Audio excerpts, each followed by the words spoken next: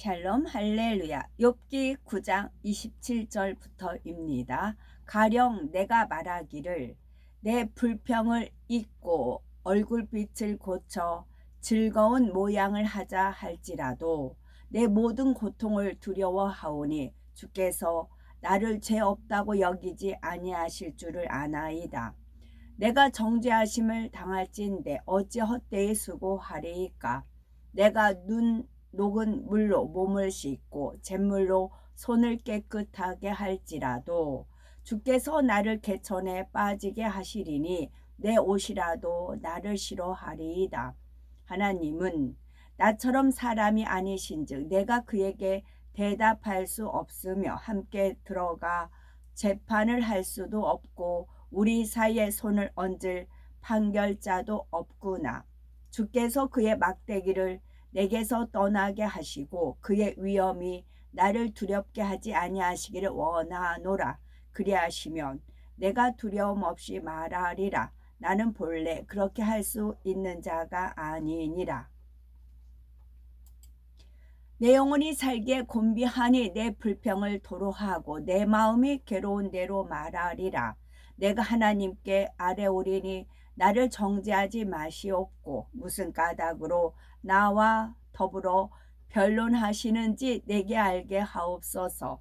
주께서 주의 손으로 지으신 것을 학대하시며 멸시하시고 악인의 꾀에 빛을 비추시기를 선히 여기시나이까. 주께도 육신의 눈이 있나이까. 주께서 사람처럼 보시나이까. 주의 날이 어찌 사람의 날과 같으며 주의 해가 어찌 인생의 해와 같기로 나의 허물을 찾으시며 나의 죄를 들추어 내시나이까. 욥기 강의 22번째 욥의 무지입니다. 욥이 영적 무지함 속에 점점 나쁜 하나님으로 몰아가는 모습을 살펴보면서 하나님께서 우리에게 원하시는 뜻은 무엇인지 살펴봅니다. 욥기 9장 27에서 29절에 가령 내가 말하기를 내 원통함을 잊고 얼굴빛을 고쳐 즐거운 모양을 하자 할지라도 내가 정죄하심을 입을진대 어찌 헛되이 수고하리이까. 여기서는 조건적인 신앙을 내세우는 욥을 알 수가 있습니다. 조건적인 신앙을 내세우는 욥입니다. 욥은 너무 원통하지만 친구들이 자꾸 권면하니 그 권면대로 원통함을 잊어버리고 즐거운 마음으로 바꾸어 본다 해도 아무 소용이 없다고 말합니다. 오히려 내 모든 고통을 두려워한다는 것은 설령 자신이 돌이켜서 치료받는다 해도 하나님께서 또 이유 없이 쳐버리실 것이기에 또다시 고통 속에 살아가게 될 것이라는 의미지요. 그러나 하나님께서는 우리가 회개하고 행함으로 돌이킬 때 지난 허물을 기억하지도 않으십니다. 시편 103편 12에서 13절에 동이 서에서 먼 것 같이 우리 죄과를 우리에게서 멀리 옮기셨으며 아비가 자식을 불쌍히 여김같이 여호와께서 자기를 경외하는 자를 불쌍히 여기시나니 말씀했지요. 바로 우리가 하나님을 경외할 때 불쌍히 여기시고 주님의 보혈로 씻어 주시기에 하나님 앞에 의롭다 인정을 받을 수가 있는 것입니다. 그런데 욥은 친구들이 돌이키라고 거듭 권면하는데도 받아들이지 않습니다. 설령 친구들의 권면을 받아들여 돌이킨다 해도 하나님은 자신을 여전히 죄인 취급하실 것이기에 고통 속에 살아갈 수밖에 없다는 것입니다. 수고를 하며 회개하여 돌이켜도 아무런 대가가 없을 것이니 손해보지 않겠다는 것이지요. 조건적인 신앙을 내세우는 모습입니다. 우리는 하나님 앞에 조건을 제시하는 모습은 없는지 돌아보아야 됩니다. 아직 믿음이 연약한 성도들 중에는 하나님 이러이러한 문제를 해결해 주시면 교회에서 봉사하겠습니다. 하나님 제가 금식하고 절야기도 했는데도 응답이 오지 않네요. 이젠 교회를 떠나겠어요 라고 하지요. 구원받은 자체만 해도 감사해야 하는데 오히려 조건부로 나오는 것입니다. 이렇게 하나님 앞에 조건을 내세우는 자체가 믿음이 아님을 알아야 됩니다. 욥기 9장 30에서 31절을 보니 내가 눈 녹은 물로 몸을 씻고 잿물로 손을 깨끗이 할지라도 주께서 나를 개천에 빠지게 하시리니 내 옷이라도 나를 싫어하리이다. 갈수록 나쁜 하나님으로 몰아가는 욥입니다. 눈 녹은 물로 몸을 씻는다는 것은 우물이나 시냇가에 물도 구할 수 없는 물이 참으로 귀한 상황을 말하지요. 잿물은 짚이나 나무를 태운 재를 우려낸 물로서 비누가 없던 시절에 빨래할 때 표백자로 사용을 하였습니다. 이런 잿물로 악창이 난 손을 씻는다면 얼마나 아프겠습니까? 그런데 이러한 고통을 감수하고 잿물로 정성껏 손을 씻고 귀하디 귀한 물로 깨끗하게 몸을 씻는다 해도 하나님께서는 욥을 개천에 또 빠뜨려 버릴 거라는 말입니다.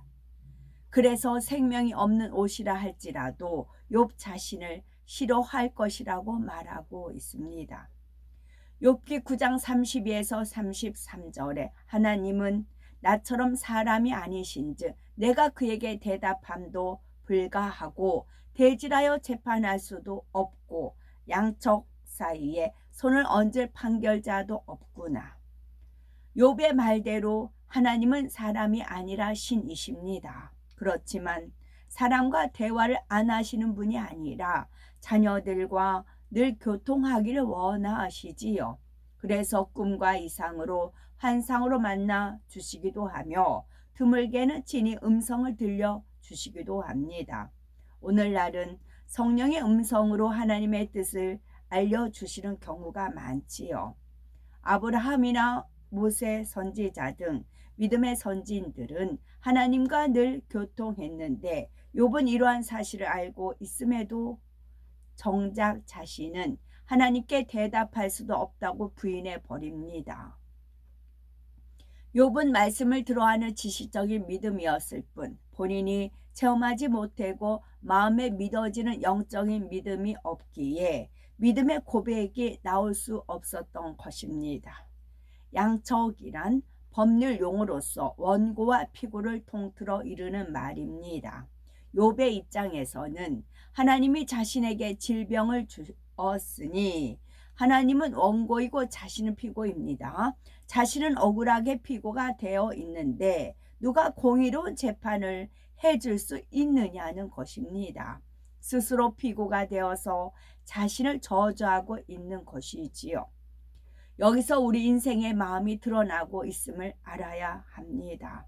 우리가 이 세상을 살아가다 보면은 시험이 오지요. 어떤 사람은 재물을 당진해서 자신의 힘으로는 문제를 해결할 수가 없습니다.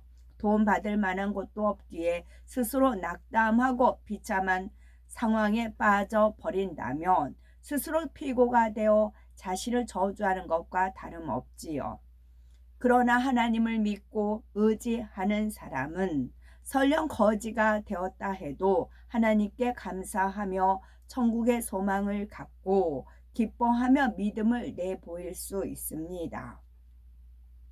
또 믿었던 사람에게 배신을 당하는 경우 상대를 원망하며 미워할 뿐 아니라 상대를 믿은 자신을 탓하여 괴로움 속에 살아간다면 피해의식과 우울감 속에서 헤어나올 수 없습니다. 그러나 육적인 사랑의 무익함을 철저히 깨닫고 육적인 사랑의 무익함을 철저히 깨닫고 주님의 참사랑으로 마음을 채우면 원망도 괴로움도 사라지며 도리어 영적인 성장을 이룹니다. 반복합니다. 육적인 사랑의 무익함을 철저히 깨닫고 주님의 참사랑과 마음을 채우면 주님의 참사랑으로 주님의 참 사랑으로 마음을 채우면 원망도 괴로움도 사라지며 도리어 영적인 성장을 이룹니다. 이렇게 모든 일들의 영적인 해결 방법을 찾아 낙오자가 아니라 승리자가 되어야 되는 것이지요. 욥기 9장 35에서 35절에 주께서 그 막대기를 내게서 떠나게 하시고 그 위험으로 나를 두렵게 하지 아니하시기를 원하노라. 나는 본래 그런 자가 아니니라. 여기서 막대기란 하나님의 주권된 권세를 의미합니다. 모세의 지팡이와 아론의 싹이 난 지팡이 등 구약 성경에서 막대기는 하나님의 권능을 나타내지요. 욥은 하나님이 자신을 때리려고 막대기를 대고 있으니 두려워서 꼼짝 못하고 있다고 합니다. 만약 하나님이 막대기를 치우고 자신을 상관하지 않으신다면 이 원통함을 참지 않고 마음껏 하나님을 저주하고 욕하겠다는 말이지요. 욥은 그동안 얼마나 합당치 않은 말로 광풍같이 쏟아냈습니까? 그럼에도 불구하고 하나님의 두려움을 알기에 이 정도로 참고 절제한 것이지, 그렇지 않다면 하나님 앞에 지금보다 몇 배 더 악을 쏟아냈겠다는 것이지요. 그러면서도 본래 자신은 그런 사람이 아니라고 변명하고 있습니다. 욥기 10장 1절에서 2절에 내 영혼이 살기에 곤비하니 내 원통함을 발설하고 무슨 연고로 나로 더불어 쟁변하시는지 나로 알게 하옵소서. 가중되는 공고함으로 인해서 악이 더욱 드러나는 욥이지요. 곤비라는 것은 괴롭고 고달프고 피곤한 것을 말합니다. 자신은 아무 잘못이 없고 의롭게 살았다고 생각하는데 친구들이 책망과 지적의 말로 힘들게 하니 욥은 곤비함으로 견딜 수가 없었습니다. 친구들의 말은 마치 상처에 소금을 뿌리는 것처럼 마음까지 고통스럽게 만들었지요. 이제는 마음의 고통이 육의 고통보다 더한 상황이 되니 내 영혼이 살기에 곤비하다라고 표현한 것입니다. 앞에서 욥은 할 말이 많이 있지만 하나님이 두려워서 절제한다고 하였지요. 그런데 지금은 분하고 억울함을 다 발설하겠다, 말하고 싶은 대로 모두 해버리겠다라고 말합니다. 곤고함이 가중되니 욥의 악이 한층 더 드러나고 있는 장면이지요. 욥의 심중에 내가 친구들보다 더 낫다라는 교만이 있기에 자신이 얼마나 진리에 위배되어 있는지를 깨우치지 못합니다. 앞서 친구 빌닷은 진리의 말씀으로 깨우쳐 주었지만 욥은 그 말이 들리지 않았죠. 이처럼 내가 너보다 낫다라는 교만함이 있을 때는 상대의 말이 들어올 수가 없습니다. 욥은 친구들에게 지금은 비록 내가 이 모양이 되었지만 전에는 너희들보다 재물도 많고 지식도 많고 아름다운 가정을 갖고 많은 사람들에게 권면하며 살지 않았느냐? 왜 나의 현재 모습만 보고 지적하며 훈계하느냐? 너희들과는 아예 상대하고 싶지 않다. 이런 태도였지요. 이전까지는 그래도 친구야, 내가 옳다, 네가 그러다 하면서 변론이라도 했었는데 이제는 마음이 더 강팍해져서 아예 친구들을 무시한 채 하나님 앞에 직접 고하며 따지기 시작합니다. 여기서 쟁변이란 다투어 변론하다라는 뜻이지요. 욥은 하나님께 애꿎은 저를 정죄하지 마시고 무엇 때문에 저와 다투어 변론하시는지 이유를 알게 해 주십시오 라고 따지고 있는 것입니다. 그러나 이유 없는 연단은 없고 까닭 없는 정죄함도 없습니다. 죄로 인해서 어려움이 있는가 하면 하나님께서 더 아름답게 변화시키고자 큰 그릇 만들어 귀히 사용하고자 허락하시는 연단도 있습니다. 아브라함도 연단의 과정을 통과하여 믿음의 조상이 될 수 있었고 모세도 연단을 통해 하나님과 대면할 수 있는 차원에 이르렀지요. 다윗, 사도 바울 등 모든 믿음의 선진들은 각자에게 맞는 연단의 시간을 거치면서 하나님께 인정받는 그릇으로 나왔던 것입니다. 욥은 이미 친구들이 많은 진리의 말씀으로 권면과 지적을 해 주었지만 여전히 깨우치지 못하여 교만한 말을 내뱉고 있습니다. 이처럼 교만하면 말씀을 들어도 깨우칠 수가 없고 영적인 믿음을 가질 수도 없습니다. 그래서 예수님께서는 너희가 돌이켜 어린아이들과 같이 되지 아니하면 결탄코 천국에 들어가지 못하리라 말씀하셨지요. 영적인 어린아이는 순수하고 단순하며 겸손하여서 하나님 앞에 자신이 옳다고 주장하지 않습니다.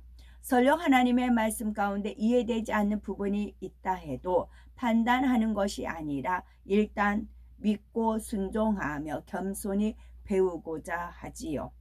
이렇게 어린아이처럼 겸손한 심령이 되어야 말씀을 들을 때 깨우쳐서 회개할 수가 있고 어떤 연단이 오더라도 겸비한 자세로 자신을 변화시킬 수 있습니다. 또 자신보다 믿음이나 직분이 낮은 이가 권면해도 귀담아 듣고 자신을 돌아보기에 날마다 아름답게 변화될 수가 있지요. 그러므로 베드로전서 5장 5절에서 6절에 하나님이 교만한 자를 대적하시되 겸손한 자들에게는 은혜를 주시느니라. 그러므로 하나님의 능하신 손 아래에서 겸손하라. 때가 되면 너희를 높이시리라 하신 말씀을 우리는 기억하셔야 되겠습니다. 우리가 온전히 선하시고 사랑 자체이신 하나님을 믿는다면 어떤 상황에서도 하나님을 오해할 일이 없습니다. 독생자도 아끼지 않고 십자가에 내어주신 하나님의 사랑을 기억한다면 아무리 벼랑 끝에 서 있는 듯한 상황이라도 반드시 하나님은 나를 붙들어 주시고 함께 하신다는 사실을 믿지요. 그런 믿음이 있다면 어찌하든 하나님의 뜻 진리대로 행할 것입니다. 사랑의 하나님은 우리를 위해 먼저 수많은 희생을 치러 주셨습니다. 우리가 하나님의 마음을 조금이라도 알아들이면 기쁘셔서 내가 뭘 줄까, 뭘 더해 줄까 하시는 것이 애틋한 아버지 하나님의 사랑입니다. 이러한 사랑을 더 알아서 제일로 사랑해 드리는 것이 우리가 행해야 할 가장 크고 중요한 선입니다. 그러므로 말씀과 기도로 속기 변화되어 아버지 하나님의 마음을 알아들이며 하나님과 깊은 사랑을 주고받는 참 자녀가 되시기 바랍니다. 내가 뭘 줄까, 뭘 더해 줄까 이 부분에서 제가 이제 여학교 때 상록스라는 책을 읽었을 때 나도 저런 상황이면 최응신 같은 삶을 살 수 있을까? 그러면서 나를 세면서 그 책을 이제 읽었던 그 감동이 있었어요.